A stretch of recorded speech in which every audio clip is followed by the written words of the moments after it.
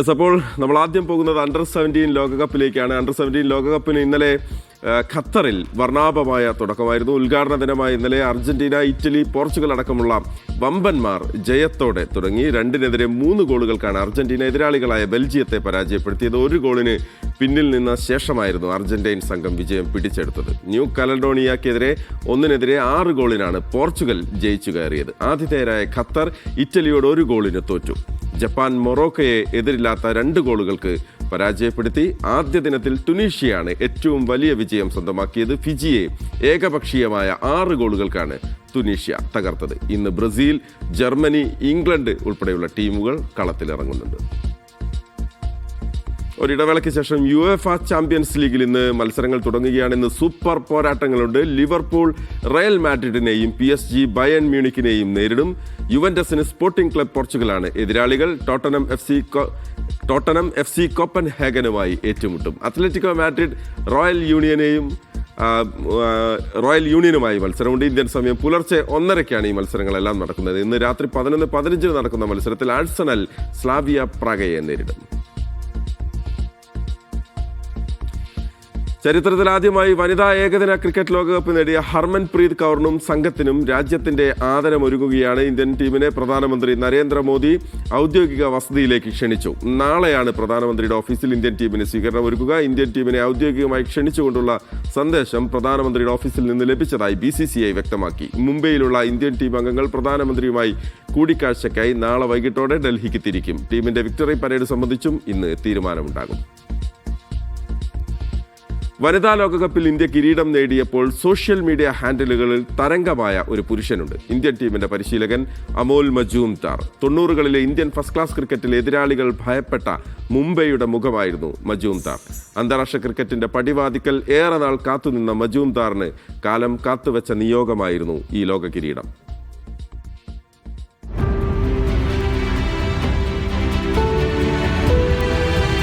അമോൽ മജൂംദാർ. ഇന്ത്യയിൽ ക്രിക്കറ്റിന് പിന്നാലെ പോകുന്നവർക്ക് പരിചിതമാണ് ഈ പേര്.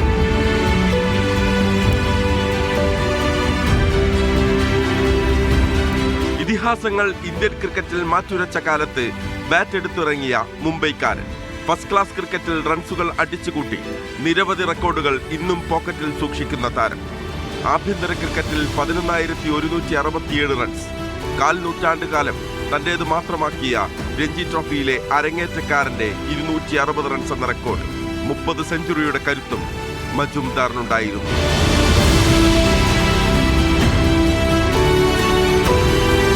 (1993) മുതൽ 2009 വരെ 16 വർഷത്തോളം മുംബൈയുടെ രഞ്ജി ടീമിൽ.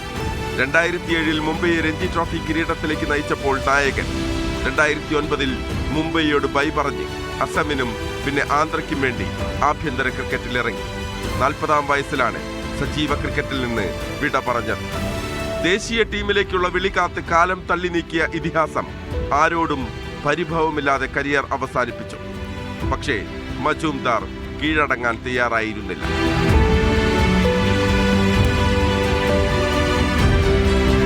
ഹർമനും സ്മൃതിയും ഷഫാലിയും ജമീമയും ദീപ്തിയുമെല്ലാം ആനന്ദ നൃത്തമാടുമ്പോൾ അവർക്കൊപ്പം സന്തോഷക്കണ്ണീർ പൊഴിച്ച് അമോൽ മജൂംദാറും ഉണ്ടായിരുന്നു.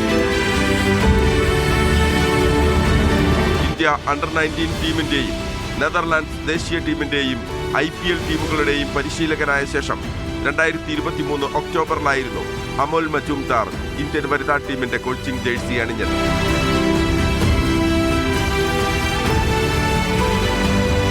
തിരിച്ചടിയിൽ തളരാത്ത ആത്മവിശ്വാസത്തിന്റെ പേരാണ് ഇന്ന് അമോൽ മജൂംദാർ. ക്രിക്കറ്റിനെ ഇങ്ങനെ സ്നേഹിക്കുന്ന ഒരു മനുഷ്യന് ഒടുവിൽ മൈതാനം ജയമല്ലാതെ മറ്റെന്താണ് നൽകുക? നിരാശ കൊണ്ട് തലതാഴ്ത്തി കാലം തള്ളി നീക്കിയ മജൂംദാർ ഇന്ന് തലയുയർത്തി നിൽക്കുന്നു. ഇന്ത്യൻ ക്രിക്കറ്റും. Sports desk, media 1. യെസ്, ഇനി സൂപ്പർ കപ്പ് ഫുട്ബോളിലേക്ക് പോവുകയാണ്. സൂപ്പർ കപ്പ് ഫുട്ബോളിൽ കേരള ബ്ലാസ്റ്റേഴ്സിന് തുടർച്ചയായ 2ാം ജയം. GMC ബാംബോളിം സ്റ്റേഡിയത്തിൽ നടന്ന മത്സരത്തിൽ സ്പോർട്ടിംഗ് ക്ലബ് ഡൽഹിയെയാണ് ബ്ലാസ്റ്റേഴ്സ് ഏകപക്ഷീയമായ 3 ഗോളുകൾക്ക് തകർത്തത്. സ്പാനിഷ് സ്ട്രൈക്കർ ഗോൾഡോ ഒബിയാറ്റ ആദ്യ പകുതിയിൽ നേടിയ ഇരട്ട ഗോളുകളും പിന്നാലെ കൊറേസിംഗ് നേടിയ ഗോളുമാണ് ബ്ലാസ്റ്റേഴ്സിന് ജയം സമ്മാനിച്ചത്. ആദ്യ മത്സരത്തിൽ നിന്ന് 2 മാറ്റങ്ങളുമായാണ് കോച്ച് കാറ്റാല ടീമിനെ ഇറക്കിയത്. ഡൂസൻ ലഗേറ്റർ, നോഹ സദോയി എന്നിവർ ആദ്യ 11-ൽ ഇടം നേടി. ഈ മത്സരത്തിൽ 5 വിദേശ താരങ്ങളെയാണ് കറ്റാല കളത്തിലിറക്കിയത്. ഇനി സൂപ്പർ ലീഗ് വാർത്തകൾ.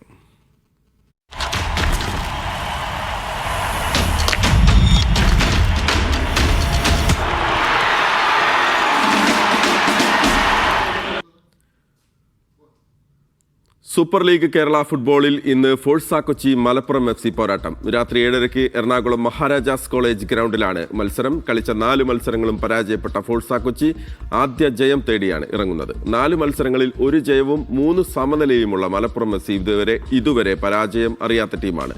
പോയിന്റ് പട്ടികയിൽ 4ാം സ്ഥാനത്താണ് മലപ്പുറം FC. രഞ്ജി ട്രോഫി ക്രിക്കറ്റിൽ കേരളത്തിനെതിരെ കർണാടകയ്ക്ക് 384 റൺസിന്റെ കൂറ്റൻ ലീഡ്. കേരളം ആദ്യ ഇന്നിംഗ്സിൽ 238 റൺസിന് ഓൾ ഔട്ടായി. തുടർന്ന് ഫോളോ ഓൺ വഴങ്ങിയ കേരളം 3ാം ദിനം കളി നിർത്തുമ്പോൾ വിക്കറ്റ് പോകാതെ 10 റൺസ് എന്ന നിലയിലായിരുന്നു.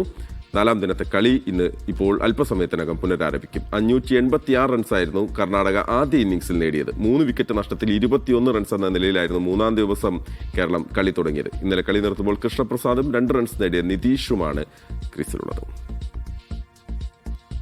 CK നായിഡു ട്രോഫിയിൽ കേരളത്തിനെതിരെ പഞ്ചാബ് മികച്ച സ്കോറിലേക്ക്. 2ാം ദിനം കളി നിർത്തുമ്പോൾ പഞ്ചാബ് 1 വിക്കറ്റ് നഷ്ടത്തിൽ 326 റൺസ് എന്ന നിലയിലായിരുന്നു. പഞ്ചാബിന് ഇപ്പോൾ 124 റൺസിന്റെ 1ാം ഇന്നിംഗ്സ് ലീഡുണ്ട്. ഓപ്പണർമാരായ ജസ്കരൻ വീർ സിംഗ് പോളിന്റെയും യുവിയുടെയും തകർപ്പൻ സെഞ്ചുറികളാണ് പഞ്ചാബിനെ ശക്തമായ നിലയിലെത്തിച്ചത്.